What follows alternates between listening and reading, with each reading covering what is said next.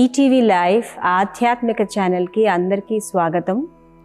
మానస కార్యక్రమానికి అందరికీ సుస్వాగతం. సో ఇప్పటి రోజుల్లో అందరూ అంటారు కదా, చాలా ఫాస్ట్ లైఫ్ అని, ఏది చేయాలన్నా కూడా టైం లేదు, బిజీగా ఉన్నాము, ఈ రకంగా అనుకుంటూ ఉంటారు.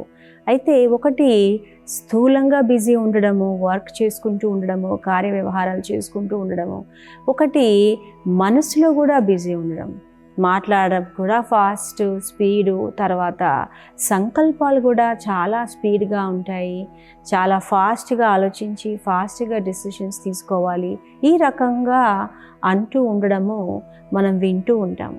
కానీ ఈ ఫాస్ట్ లైఫ్, ఈ స్పీడు ఎటువైపు దారి తీస్తుంది అనేది మనము అర్థం చేసుకోవాల్సిన విషయం. ఇది మనము ఆలోచించి పరిశీలించవలసిన విషయం. స్పీడ్ అనేది ఎంతవరకు, దీనివల్ల లాభం ఎంతవరకు ఉంటుంది? చూడండి, ఈ ఫాస్ట్ లైఫ్ వల్ల ఒక్కొక్కసారి మనకు మానసిక సమస్యలు, శారీరక వ్యాధులు కూడా వస్తూ ఉన్నాయి. సంకల్పాలు మనం చేసే ప్రతి కర్మకు బీజము అని చెప్పడం జరుగుతుంది.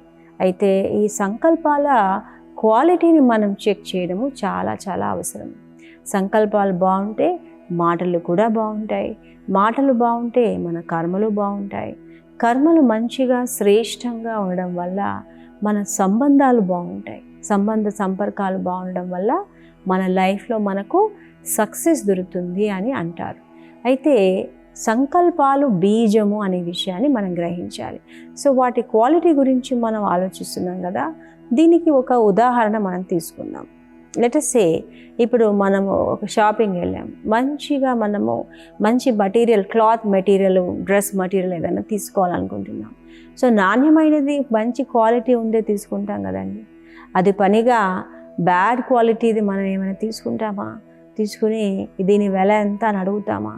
అలా ఎప్పుడు చేయం. ఏ విషయానికి వచ్చినా, ఎలక్ట్రానిక్ గ్యాడ్జెట్స్ తీసుకున్నాం, లేదా ఏ విషయానికి వచ్చినా కొనాలన్నప్పుడు మనం మంచిది, నాణ్యమైనది తీసుకోవాలని అనుకుంటాం. అదే రకంగా సంకల్పాల విషయానికి వచ్చినప్పుడు మన సంకల్పాల క్వాలిటీ అనేది ఎలా ఉంది అనేది ఆలోచించడము చాలా చాలా అవసరం. దాని యొక్క ఆధారంగానే మన జీవితంలో కూడా మనకు సంతోషం అనండి, సుఖం అనండి, మనశ్శాంతి అనండి, ఇవన్నీ కూడా దాని ఆధారంగానే లభిస్తాయి. సో అయితే ఈ యొక్క సంకల్పాల క్వాలిటీ ఆధారంగా 4 రకాల సంకల్పాలు అనొచ్చు. మొదటిది మనము తెలుసుకోవాల్సిన విషయము, ఒక రోజుకి ముఖ్యంగా ఎన్ని ఆలోచనలు ఉంటాయి అని చూస్తే 50,000 ఆలోచనలు ఒక రోజుకి మనం తీసుకుంటామట. మీరు ఇమాజిన్ చేయగలరా? 50,000 ఆలోచనలు అంటే, మరి ఒక మెషిన్ ఉందనుకోండి, దాన్ని మనం ఒక 50,000 సార్లు తిప్పామనుకోండి, ఆటోమేటిక్గా ఏమవుతుంది? అది ఏదో ఒక రిపేర్కి కంపల్సరీగా వస్తుంది. అందుకే మనము సంకల్పాల్లో కూడా ఎక్కువ సంకల్పాలు ఉండడం వల్ల కన్ఫ్యూషను, లేదనుకోండి చెప్పేది ఒకటి చేసేది ఇంకొకటి, లేదనుకోండి కొందరు అపార్థం చేసుకోవడము, ఈ రకంగా రకరకాల సమస్యలు ఉంటాయి. చూడండి, మనం ఆల్రెడీ ఒక విషయం గురించి ఆలోచిస్తూ ఉంటాం. మన బకెట్ ఫుల్గా ఉంది, మనస్సుని ఒక బకెట్ అనుకుందాం, ఆ బకెట్లో సంకల్పాలు ఫుల్గా ఉన్నాయి. ఇంకా ఎవరైనా ఏదైనా ఒక మాట ఎడిషన్గా ఏదైనా మాట్లాడినా అదేమైపోతుంది? ఓవర్ఫ్లో అయిపోతుంది అన్నమాట. సో ఈ రకంగా సంకల్పాలని తగ్గించడం అనేది చాలా చాలా అవసరం. ఆ తర్వాత మంచి సంకల్పాలు, పాజిటివ్ థాట్స్ తీసుకోవడం అనేది కూడా అంతగానే ముఖ్యం. ప్రాముఖ్యత దానికి చాలా చాలా ఉంది. సో ఈ క్వాలిటీ ఆఫ్ థాట్స్ అనేది 4 రకాలుగా ఉంటుంది. మొట్టమొదటి సంకల్పాలని మంచి ఆలోచనలు, శ్రేష్టమైన ఆలోచనలు అని అంటారు. శ్రేష్టమైన ఆలోచనలు ఎలా ఉంటాయట? చూడండి, శుభ భావన, శుభకామన, వసుదైవ కుటుంబకం అని మన శాస్త్రాలు కూడా చెప్పున్నారు కదా, అందరూ బాగుండాలి, నేను కూడా బాగుండాలి అనేది ఈ యొక్క విషయాన్ని శ్రేష్టమైన సంకల్పాలు, శుభ భావన, శుభకామన అని చెప్పడం జరుగుతుంది. ఈ శుభ భావన, శుభకామన ఉండడం వల్ల మనం ఎన్నో సమస్యలకి పరిష్కారాన్ని తీసుకురాగలం.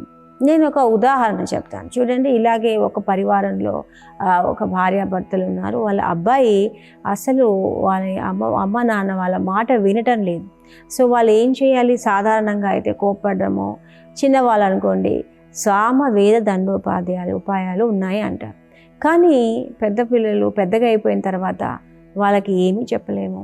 చెప్తే వారు అపార్థం చేసుకుంటారు, లేదా ఏదైనా అఘాయిత్యం చేసుకుంటే ఇంకా ఎలా సిస్టర్ అని ఈ యొక్క ప్రాబ్లంతో వాళ్ళ ఇంట్లోనే అమ్మగారు నా సెంటర్కి వచ్చి ఈ సమస్య నాకు ఇలా ఉంది అని చెప్తున్నారు. అయితే తల్లిదండ్రులు పిల్లలు మంచిగా బాగుపడాలని కోరుకుంటారు కదండి.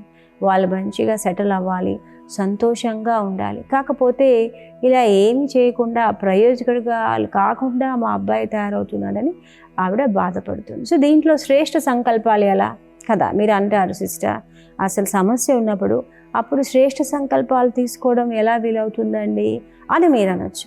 వాస్తవానికి అదే సమయంలో మనం శ్రేష్ఠ సంకల్పాలు తీసుకోవాలి. ఆ సమయంలో మనము ఈ ఆత్మకి పరమాత్మకి చెప్పాలి, ఈ ఆత్మకి మనశ్శాంతినివ్వండి, సద్బుద్ధినివ్వండి, తను మంచిగా తన జీవితంలో పురోగమించే ఒక శక్తిని, ధైర్యాన్ని, సాహసాన్ని, ఓర్పుని, వివేకాన్ని ఇవ్వండి ఈ ఆత్మకు అని మనము శుభ భావన అనేది, మంచి సంకల్పాలు అనేది ఆ ఆత్మ పట్ల తీసుకున్నాం. అప్పుడు ఏమవుతుంది చెప్పండి, ఆటోమేటిక్గా ఆ ఆత్మలో మెల్లిమెల్లిగా పరివర్తన అనేది మనం చూస్తాం. చూసారా, వీటిని శ్రేష్టమైన సంకల్పాలు అంటారు. ఈ శ్రేష్టమైన సంకల్పాలను తీసుకోవడానికి సాధారణత నుండి మనం కొద్దిగా పైకి లేవాలి. చూడండి, పైకి ఎదగడం అంటే సాధారణమైన సంకల్పాలు అంటే ఎట్లా ఉంటాయి, నేను చెప్పాను చూసారా 4 వెరైటీస్లో. రొటీన్ థాట్స్, ప్రొద్దున మేము ఫలానా టైంకి లేస్తాం సిస్టర్, రోజంతా మాకు ఈ పనులు ఉంటాయి, సాయంకాలం వేళ మేము ఫలానా టైంకి ఇంటికి వచ్చేస్తాం, రాత్రి వేళ ఈ టైంకి మేము పడుకుంటాం. ఇవన్నీ రొటీన్, ప్రతిరోజు చేసే పనులు. వాటిలో ఎనర్జీ పెరగటం లేదు, తగ్గటం లేదు. పాజిటివ్ సంకల్పాలు, వాస్తవానికి శ్రేష్టమైన సంకల్పాలు, సకారాత్మక సంకల్పాలు అంటే ఎలా ఉంటాయి, తోటి వారి గురించి మంచి కోరడము, దానివల్ల వారికి ఒక సహయోగాన్ని ఇవ్వడం. చూడండి, ఎవరిలోనైనా ఏదైనా బలహీనత ఉందనుకోండి, వాళ్ళ గురించి తెలుసు, నాలో ఈ బలహీనత ఉంది, ఈ విషయం నాలో వీక్నెస్ ఉంది అని వాళ్ళకు కూడా తెలుసు. కాకపోతే ఎవరైనా వాళ్ళకి చెప్పారనుకోండి, ఇష్టం అనిపించదు. మరి దాన్ని వాళ్ళు ఆ బలహీనతని తీసేయను లేరు, వేరే వాళ్ళు చెప్తే వాళ్ళకి ఇష్టం కూడా ఉండదు. మరి ఎలా చేయాలి చెప్పండి? అప్పుడు ఈ శుభ భావన, శుభకామన అనేది చాలా అద్భుతంగా మరి పనిచేస్తుంది. సైలెంట్ కిల్లర్ అని చెప్తారు చూసారా, ఆ రకంగా పనిచేస్తుంది అన్నమాట. అయితే దీన్ని ట్రయాంగిల్ మెథడ్ అని మనం అంటాం. సో మనం నేర్పించే ధ్యానంలో ఈ యొక్క విధానాన్ని మనము ప్రాక్టీస్ చేయడం వల్ల మనకు ఎన్ని సమస్యల్లో విజయం లభిస్తుందంటారు. సో ధ్యానం వల్ల ఏమవుతుందంటే మనకు సొల్యూషన్స్ దొరుకుతాయి, ప్రాబ్లమ్స్కి, పరిస్థితులకు ఒక పరిష్కార మార్గం మనకు దొరుకుతుంది. ఇలాగే ఇంకొక ఫ్యామిలీలో కూడా అదే సమస్య. అయితే వాళ్ళకి మదర్ ఇన్ లా, ఆ తర్వాత డాటర్ ఇన్ లా, చూసారా, అత్తయ్య తర్వాత కోడలు, ఇద్దరికి కూడా సమస్య ఉంది. సో వాళ్ళ కోడలు వచ్చి ఏమంటున్నారు, మా అత్తయ్యతో నేను ఇంకా ఎంత సహనంగా, ఓర్పుగా, మరి ప్రేమగా ఉండడానికి ప్రయత్నించినా ప్రతిసారి మా అత్తయ్య ప్రతిస్పందన వేరుగా ఉంటుంది, నాకు బాగా బాధ కలిగేలాగా తను ప్రవర్తిస్తుంటారు. సో నాకు ఇప్పుడు ఓపిక అనేది లేదు. ముందు సమయంలో నేను ఓపికగా ఉండేదాన్ని. మా ఇంట్లో వాళ్ళు, మా అమ్మ నాన్న వాళ్ళు ఏం చెప్పేవారు, కొద్ది సంవత్సరాలు అలాగే ఉంటుందమ్మా, ఆ తర్వాత అంతా మన చేతిలోకి వచ్చేస్తుంది, అందరూ మారిపోతారు ఇలా అనేవారు. కానీ నాకేమిటంటే ఇప్పుడు ఆ ఒక ఓర్పు అనండి, లేదనుకోండి, ఆ ఒక ఏమంటారంటే శక్తి సరిపోవటం లేదు సిస్టర్ అని ఆవిడ అంటున్నారు. సో ఇప్పుడు ఏం చేయమంటారు? సో నేను చెప్పాను చూసారా, శుభ భావన, శుభకామన. ఎందుకు ఫలానా వాళ్ళు కొందరు మనతో మంచిగా ప్రవర్తిస్తారు, ఎందుకు కొందరు మనతో మంచిగా ప్రవర్తించటం లేదు, ఇలా వెరైటీగా ఎందుకు ఉంటారు అని అనుకుంటే, మనం ప్రశ్న అడిగితే దానికి జవాబు ఏమిటి, ఏదో గత జన్మలో మనం చేసుకున్న కర్మల ఫలితము అనేది మనం గుర్తుపెట్టుకోవాలి. ఏది జరిగినా మన లైఫ్లో మన కర్మల ఫలితం మాత్రమే. దాంట్లో మధ్యలో మనం ఏం చేస్తుంటాము, భగవంతుడి మీద బ్లేమ్ చేసేస్తుంటాం. భగవంతుడి మమ్మల్ని ఇలా ఎడంగా చూశారు, మాకు మంచి చేయలేదు, ఇలా అనుకుంటూ ఉంటాం. సో ఆధ్యాత్మికత ఏం చెప్తుందంటే, ప్రతి ఒక్కరూ వారి వారి కర్మలకు బాధ్యులు. అయితే గత జన్మలో మనం ఏం కర్మలు చేసామో మనకు గుర్తు లేదు కదండి. అందుకొరకు ఈ జన్మలో మనం జరిగే విషయాలను చూస్తుంటే ఇది ఎంత అన్యాయమో, ఇలా ఉండకూడదు కదా, అలా ఉండకూడదు కదా అనేటువంటి ఆలోచనలు మనకు రావడం సహజం.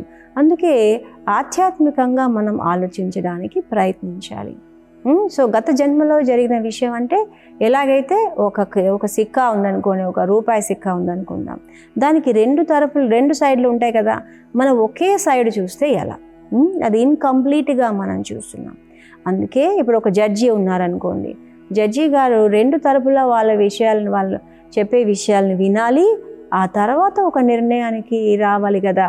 ఒక లాయర్ తరపుననే వింటే ఎలా వీలవుతుంది, అలా అది రాంగ్ అంటారు. సో అలాగే మనము ఎప్పుడైనా మన జీవితంలో ఏదైనా సంబంధాలలో సమస్య వచ్చినా, ఏదైనా ప్రాబ్లం వచ్చినా, ఏదో గత జన్మలో మనం చేసిన దానికి ఇప్పుడు ప్రతిఫలాన్ని అనుభవిస్తున్నాము. అయితే పర్వాలేదు, నేను తీసుకున్న లోను అప్పుని నేను తీర్చాల్సిందే కదండి. సో దాంట్లో ఈ యొక్క శుభ భావన, శుభకామన అంటున్నాం కదా, శ్రేష్టమైన సంకల్పాలు అంటున్నాం చూసారా, వాటి యొక్క ప్రభావం ఎంత బాగా ఉంటుందంటే ఆ ఒక కర్మల లెక్కాచారం తీరిపోతుంది. సో నేను ఆ ఒక కోడలి విషయం చెప్తున్నాను చూసారా, ఆ అత్తయ్య కోడలి విషయంలో మనం కోడలికి ఏం చెప్పామంటే, మీరు కొద్దిగా ఒక 21 రోజులు ఒక తపస్సు అనుకోండి, ఆవిడ గురించి శుభ భావన, శుభకామన మీరు కోరాలి. అంటే మా అత్తయ్య చాలా మంచి వ్యక్తి, ఏదో తెలుసో తెలియకో గత జన్మలోనో ఈ మునుపటి సమయంలోనో నేను ఏదో చేసిన కర్మల ఫలితాన్ని అనుభవిస్తున్నాను, కానీ తనకి సద్బుద్ధిని ఇవ్వండి, మంచి ఆరోగ్యాన్ని ఇవ్వండి, పరమాత్మని నేను తనకి హెల్త్, వెల్త్, హ్యాపీనెస్, సంతోషాన్ని, ఆరోగ్యాన్ని, ఐశ్వర్యాన్ని కోరుతున్నాను. చూసారా, ఇలా ఆలోచించడానికి ఎంత టైం పట్టింది? 2 నిమిషాలు కూడా పట్టదు.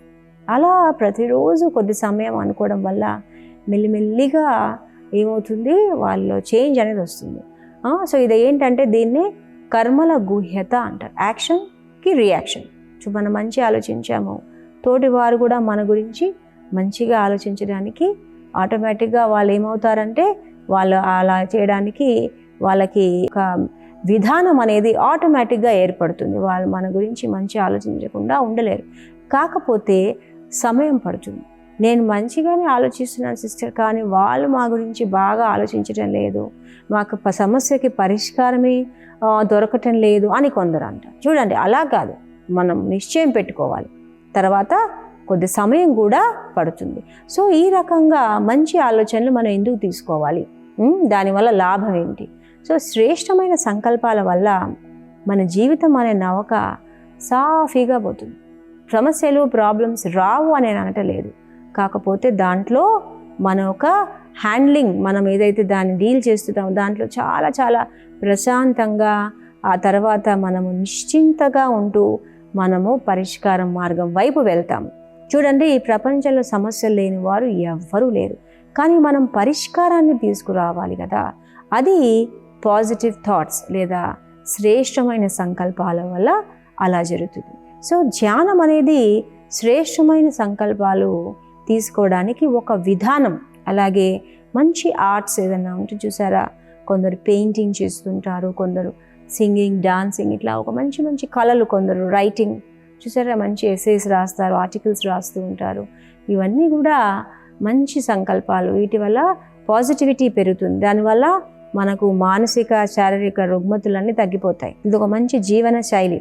మన లైఫ్లో మంచి ఉమంగ ఉత్సాహాలతో ఉంటాం, నలుగురికి కూడా ఒక ఉదాహరణగా తయారవుతాం. సో మంచి ఆలోచనలు అంటే ఎలా ఉంటాయి అనేది ఒక ఉదాహరణతో మనం చూద్దాం. చూడండి, ఇలాగే ఒక దేవదూత ఆకాశం వైపు వెళ్తున్నంత మనకు తెలుసు కదా, దేవదూతలు భగవంతుడికి దగ్గరగా సమీపంగా ఉంటారు. అయితే ఇలాగే ఒక దేవదూత వెళ్తూ ఉంటే ఒక భక్తుడు ఆవిడని ఆపాడు. దేవదూతని ఆపి, మీరు భగవంతుడి దగ్గరికి వెళ్తున్నారు కదా, నాకు ఒక ప్రశ్న ఉంది, మీరు ఆ ప్రశ్నకి జవాబు కనుక్కొని రండి, నాకు చాలా చాలా జవాబు అవసరం అని అన్నట.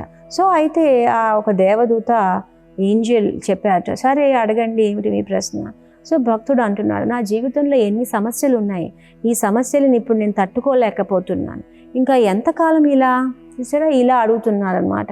సో మీరు నాకు ఈ ప్రశ్నకి జవాబు మీరు భగవంతుడి నుంచి కనుగొని రండి, ఓకే? ఇలా అంటే దేవదూత ఆలోచించి నిరీక్షించి, సరే నేను కనుక్కొని వస్తాను అని అన్నారట. తర్వాత అలాగే వెళ్తూ ఉంటే ఇంకొక భక్తుడు తను కూడా ఆ దేవదూతని ఆకాశంపై వెళ్తూ ఉంటే చూసి పిలిచాడు. నాకు ఒక ప్రశ్న ఉంది అని ఆ ఒక భక్తుడు కూడా అంటున్నారట.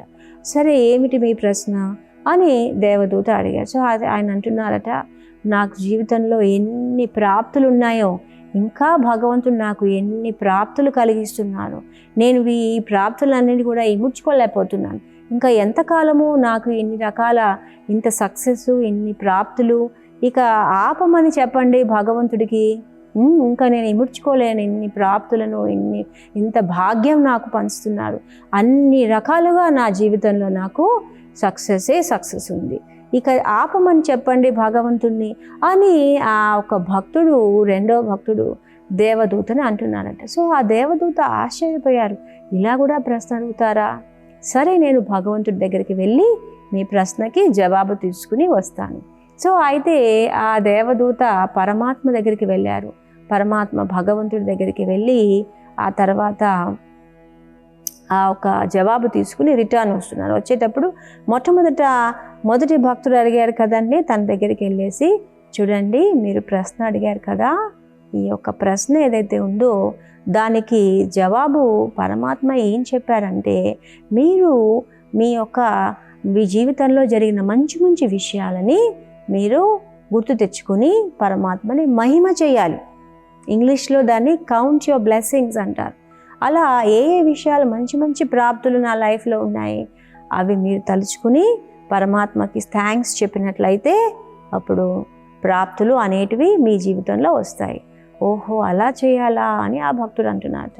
తర్వాత నెమ్మదిగా ఆ దేవదూత రెండో భక్తుడి దగ్గరికి వెళ్ళాను. అప్పుడు ఆ రెండో భక్తుడి గురించి కూడా ఆయన అడిగిన ప్రశ్న మీకు గుర్తుంది కదా, ఆయన ఏమడిగారు, నాకు ఇన్ని ప్రాప్తులు ఇంకా ఎంతవరకు, ఇక సరిపోతుంది చాలు అని చెప్పండి అని. సో అయితే భగవంతుడు, ఆయన పరమేశ్వరుడు ఆయనకి ఏం జవాబు చెప్తున్నారట, మీరు ఎంతసేపు ఈ భక్తుడు నన్ను ఎప్పుడు నాకు ధన్యవాదాలు తెలుపుతూనే ఉంటాడు. అయితే అతడికి మీరు చెప్పండి, ధన్యవాదాలు తెలపడం ఇక ఆపమనండి. మరి తన ధన్యవాదాలు తెలుపుతూనే ఉంటాడు, నేను ఇంకా ప్రాప్తులు ఇవ్వకుండా ఉండలేకపోతాను. సో కనుక ఎప్పుడైతే అతడు ధన్యవాదాలు చెప్పడం మానేస్తాడో అప్పుడు ప్రాప్తులు కూడా తగ్గిపోతాయి. సో ఆ భక్తుడు ఏమంటున్నారో తెలుసా మీకు, అమ్మో నేను ఎలా ధన్యవాదాలు తెలపకుండా ఉండాలి, నేను నా శ్వాసలో ధన్యవాదాలు తెలపవలసిందే, నేను తెలపకుండా ఉండలేను, ఇన్ని ప్రాప్తులు ఎంత భాగ్యమో, నేను భగవంతుని ఎలా మర్చిపోగలను, నేను ధన్యవాదాలు తెలుపుతూనే ఉంటాను అని ఆ భక్తుడు అంటున్నాడు. ఇంకా మీరు ఆలోచించగలరు, అతడికి సర్వప్రాప్తులు ఇక లభిస్తూనే ఉంటాయి. చూసారా, దీనిని సకారాత్మక చింతన, పాజిటివ్ థింకింగ్ అని దీన్ని అంటారు. మనం ఇటువంటి మంచి సంకల్పాలని మన జీవితంలో క్రియేట్ చేసుకోవాలి. చూసారా, శుభభావన, శుభకామన, తర్వాత పరమాత్మకు ఫస్ట్ ధన్యవాదాలు తెలపడం. చాలా విషయాలు మన జీవితంలో మనము ఏముందిలే, అందరికీ జరుగుతాయి, అందరికీ లభిస్తున్నాయి కదా, మనకు ఒక్కరికే లభిస్తున్నాయి ఇలా అనుకుంటారు. అలా కాదండి. ఇప్పుడు ఒక అమ్మా నాన్న వాళ్ళు ఉన్నారనుకోండి, వాళ్ళ పిల్లలు ఉన్నారనుకోండి. సో అయితే వాళ్ళ పిల్లలు వాళ్ళ అమ్మా నాన్నని ఎలా చూడాలి, తల్లిదండ్రులని కనిపించే దైవం. మా అమ్మా నాన్న ఈరోజు నాకు ఉన్నారు, వాళ్ళని నేను చూడగలుగుతున్నాను, వాళ్ళ ప్రేమ పాలనను నేను పొందగలుగుతున్నాను, కనుక నేను ఎంత భాగ్యవంతురాలని అనుకోవాలా లేదా అందరికీ ఉన్నారు కదండి అమ్మా నాన్నలు, దాంట్లో ఏముంది అని అలా అనొచ్చా మనం? చెప్పండి. మరి అందరికీ అమ్మా నాన్న లేదు కదా, ఉన్నా కూడా మన అమ్మా నాన్నలాగా వాళ్ళు చూడగలుగుతున్నారా? సో ప్రతి ఒక్కరిది ఎవరిది వారికే లెక్క.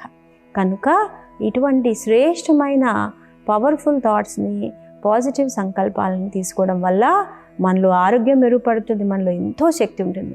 రెండవ రకమైన ఆలోచనలని నెగిటివ్ సంకల్పాలు అంటారు.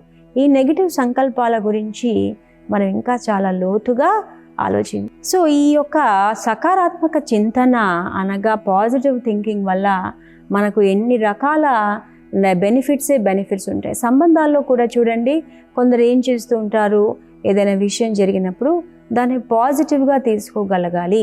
నెగిటివ్గా తీసుకోవడం వల్ల మనకు ప్రయోజనమే ఉండదు. ఇప్పుడు అంటారు చూడండి, బీ స్పోర్టివ్ అండి అని, స్పోర్ట్స్లో ఎలా అంటారు, అలాగే మనం కూడా స్పోర్టివ్గా ఉండాలంటే యాక్టివ్గా ఉండాలి. తర్వాత చాలా చాలా ఉమంగ్ ఉత్సాహాలతో నిండుగా ఉండాలి. మంచి ఆలోచనలు ఉన్నవారు, పాజిటివ్ థింకింగ్ అంటే శ్రేష్టమైన సంకల్పాలు ఉన్న వాళ్ళు చాలా ఎనర్జీ ఉంటుంది. ఆ ఒక ఎనర్జీతో వాళ్ళు కొత్త ధనాన్ని వాళ్ళ జీవితంలో తీసుకురాగలరు, కొత్త కొత్త విషయాలు సాధించగలరు, ఇంకా బాగా వాళ్ళ లైఫ్లో సక్సెస్ని అనుభవం చేయగలరు. నలుగురికి కూడా ఒక ఉదాహరణగా అవ్వగలరు. కేవలం ఒకే ఒక ప్రికాషన్ అంటాం, అంటే ఒకే ఒక విషయం ఆధారంగా, అదేంటంటే శ్రేష్టమైన సంకల్పాలు. సో శ్రేష్టమైన సంకల్పాలలో చాలా చాలా శక్తి అనేది ఉంటుంది. సో ఇంకా ముందు ముందు మనము నెగిటివ్ సంకల్పాల గురించి తెలుసుకుంటాం. ఇది ఈరోజు మానస కార్యక్రమంలో మనం చర్చించుకున్న విషయం. ఓం శాంతి.